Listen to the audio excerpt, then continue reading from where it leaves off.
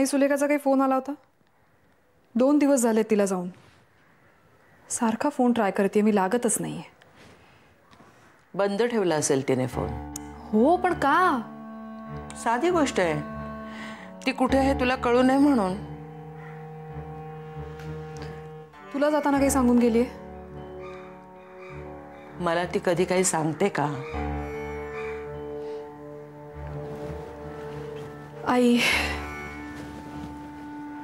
बाळच्या केसेससाठी मी काही दिवस सतत बाहेर आहे. तू घरात आहेस. तिने नाही सांगितलं किमान तू विचारलंयस का तिला कुठे चाललीयस, कधी येणार आहेस?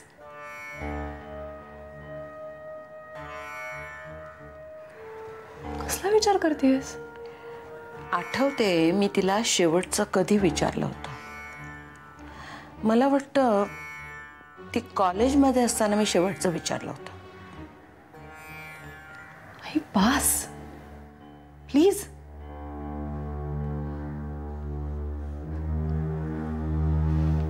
येऊ देत तिला, खडसावून विचारते.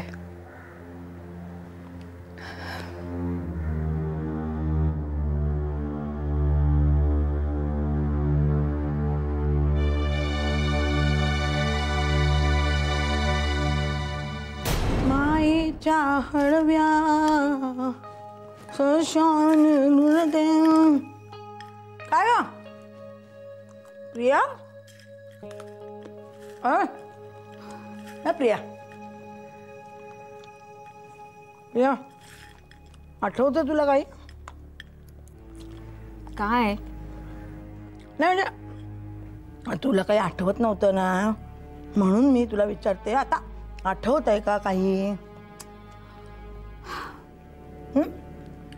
नाही म्हणजे नक्की आठवत नाही म्हणजे नक्की काय होतं असं? हा म्हणजे असं असं असं हे असं धूसर आठवतं का? हा का असं स्वप्न पाहिल्यासारखं वाटतं, म्हणजे दिसतं पण असं सांगता येत नाही. काय चाललंय ग? काय म्हणजे काय? बौद्धिक व्यायाम देते मी तुला. काय? अगं स्मरणशक्ती वाढवण्याचा उपाय द्यायचा आहे मला तुला, पण त्याआधी तुझी मानसिक अवस्था कशी आहे हे जाणून घेणं गरजेचं आहे. अगं हे बघ, माझ्याकडे ना रामबाण उपाय, रामबाण उपाय.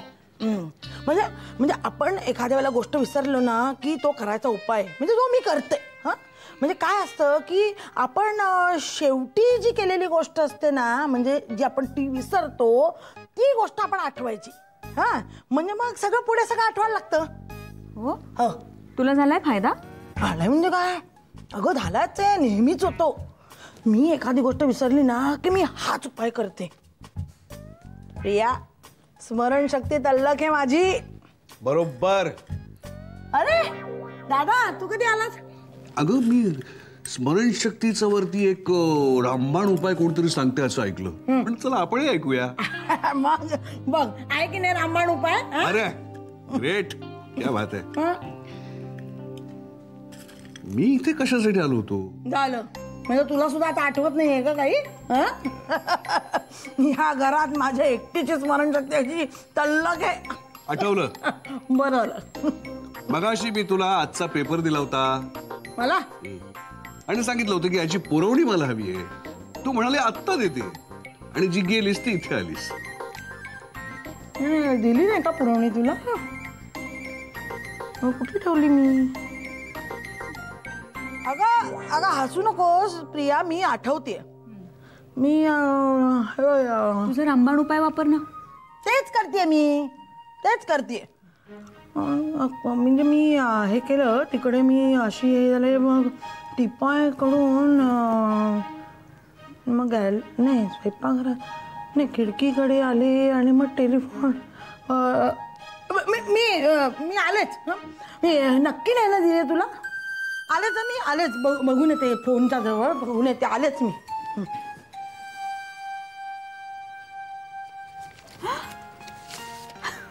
बाबा गंमत घे.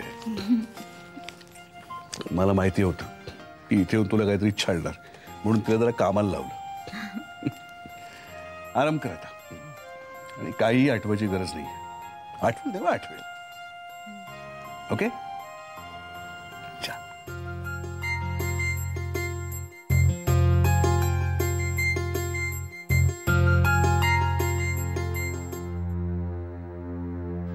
मला वाटतं या विषयावर मला तुमच्याशी प्रत्यक्ष बोलायला आवडेल. उद्या सकाळी आपण तुमच्या ऑफिसमध्ये भेटूया. हां ठीक आहे. आणि मी तुम्हाला नंतर फोन करतो. आम्ही एका मीटिंगमध्ये बिझी आहे. Okay okay thank you.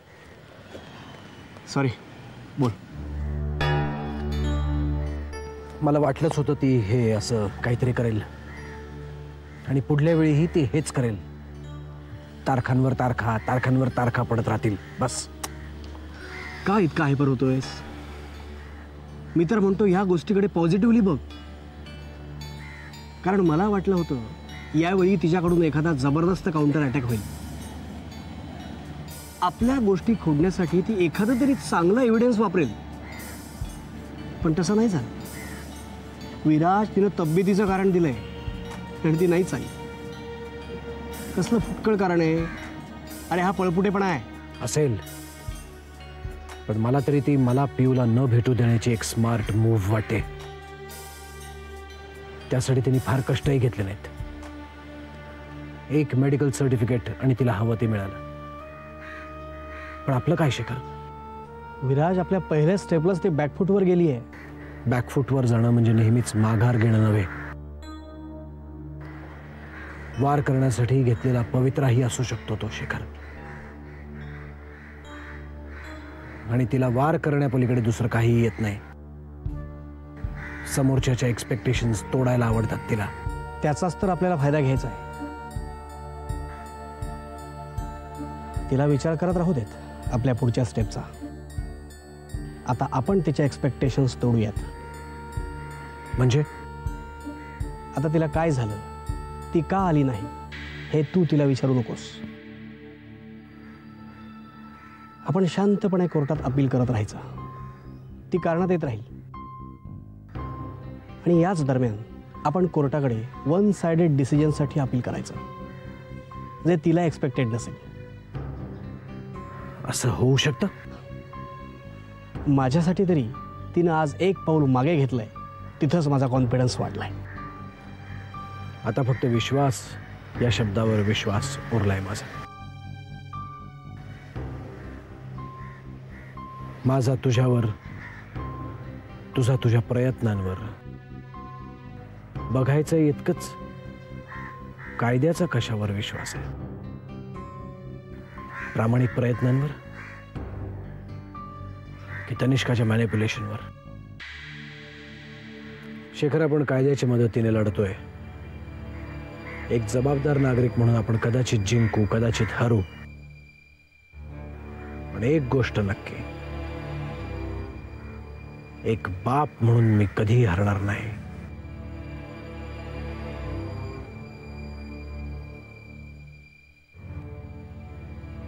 निघूया.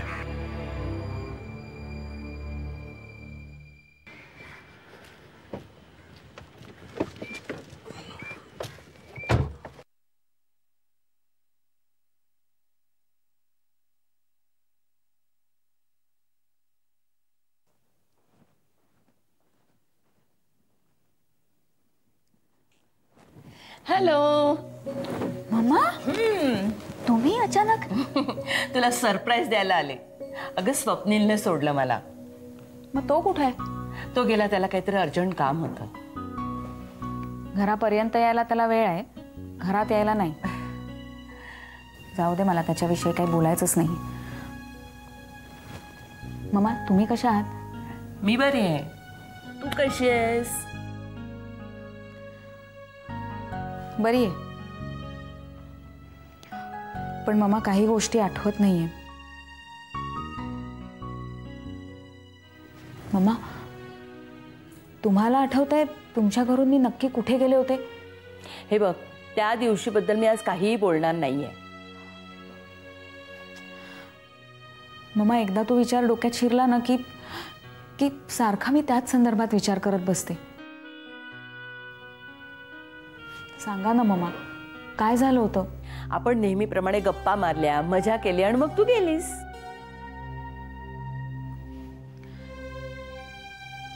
माझ्या समाधानासाठी म्हणताय ना?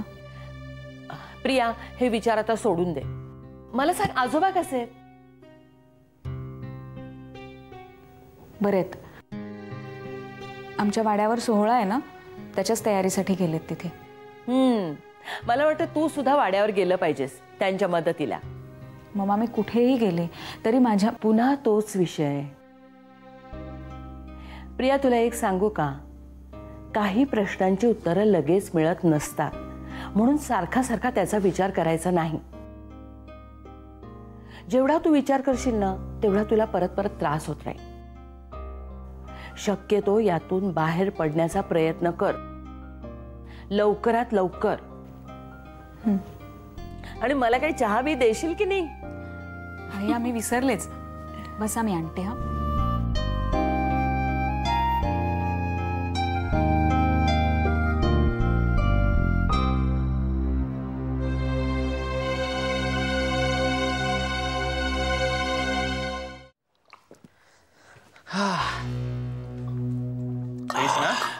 हा, हेच तेच म्हटलं.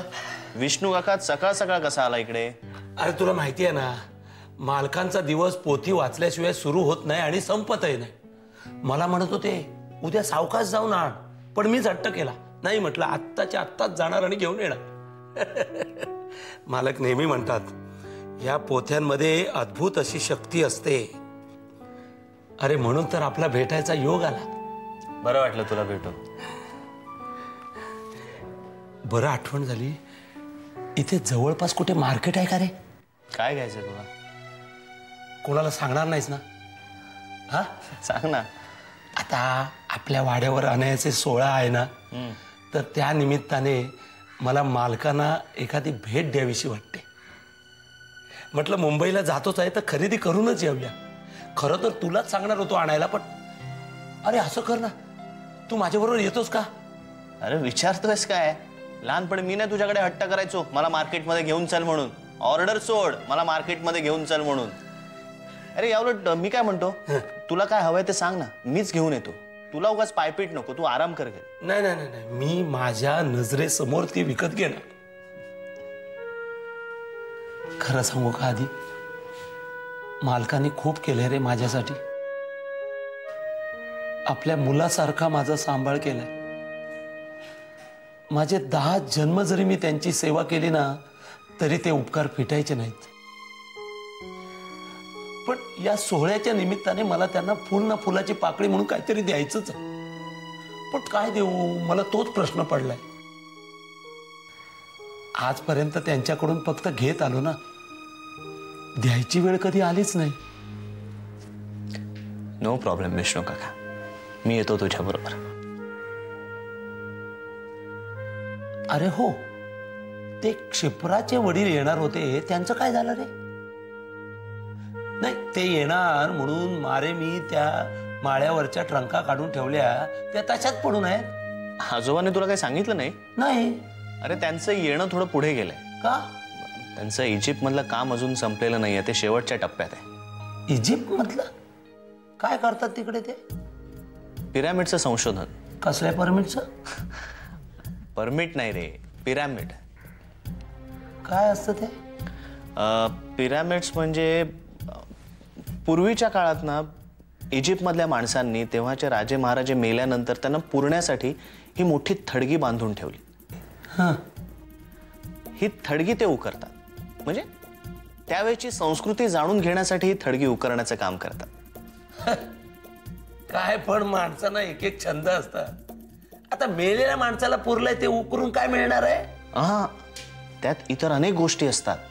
म्हणजे त्या राजे महाराजांनी वापरलेल्या गोष्टी, त्यांच्या वस्तू, म्हणजे सोनं नाणं, तेव्हाचे दागिने, त्यांची संपत्ती, खजिना. हा हा, खजिना. अरे तू हे सांगतोस त्याच्यावरून आठवलं, आपल्या वाड्यातल्या खजिन्याचा शोध घेणार होतास, ते विसरलास की काय? असं कसं विसरेन? मग अरे आजोबा इथे काही दिवस होते ना, म्हणून म्हटलं की आजोबा एकदा वाड्यावर गेले की मग जाऊ. नाही, बरं झालं तू आजोबा इथे असताना वाड्यावर आला नाहीस. ते काय, तू आला असतास, तुला खजिन्याचा कदाचित शोध लागलाही असता, पण तो खजिना आपल्याला मिळाला नसता. तिकडे सोपान आजोबा नावाचा नाग बसलाय ना वाड्यात. एरवी नाग खजिन्याचं रक्षण करायला बसतो, पण हा नाग तो खजिना गिळायलाच बसलाय. विष्णू काका, नाही मला माहिती आहे. आता तू सुद्धा आजोबांसारखं त्यांच्या वयाचा मान ठेव, त्यांना असं काही बोलू नको असंच म्हणणार. त्यांचं मरू दे. चल आपल्याला जायचंय ना, चल तू तयारी कर लवकर. अरे बाबा मला वेळेत वाड्यावर गेलं पाहिजे, मालकांना ही पोथी वाचायला द्यायची आहे. आलो तू बस, मी आलो. चल चल लवकर ये.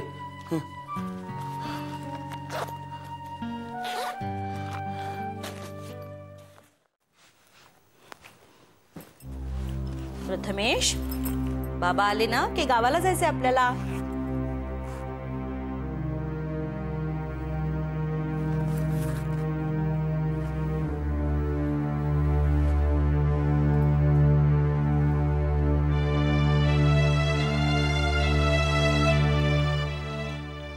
बाबा आले ना की गावाला जायचंय आपल्याला.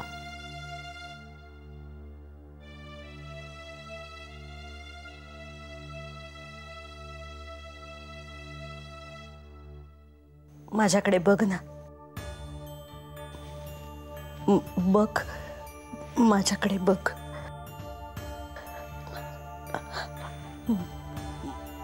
मला सांग, मी कोण आहे? कोण आहे मी? मला सांग, मी कोण आहे? कोण आहे मी? सांग ना, बोल, कोण आहे मी? प्रथमेश, आपण गेलो होतो ना पुण्याला, पुण्याला गेलो होतो ना, तिथे जी होती ती मनीषाची आई होती. मनीषाची आई होती.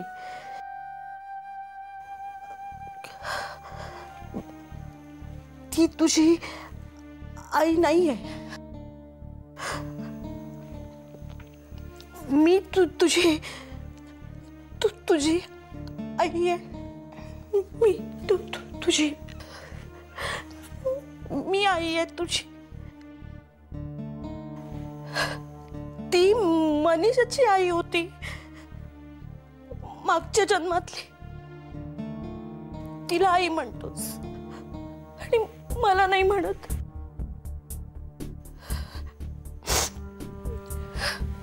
म्हणशील आई, म्हणशील मला आई, आई म्हण ना. तुला जमेल खरंच. मी मदत करू तुला. हा, मी मदत करते. आ आ ई म्हण. आ आ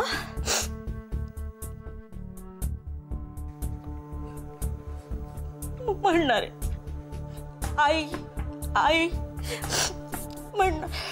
एकदा म्हण आई. आई पण ना, तुला जमेल प्रथमेश. प्रयत्न कर ना. एकदा म्हण आई.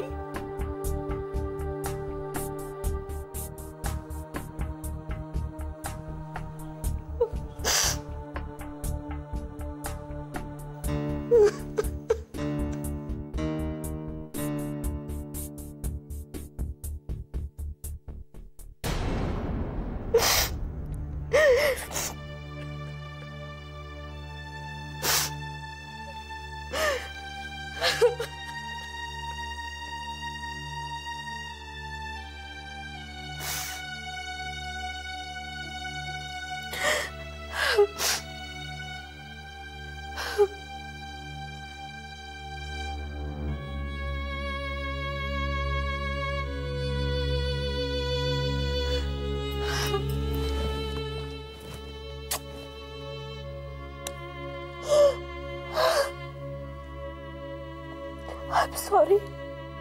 I'm sorry. माझं चुकलं. I'm sorry.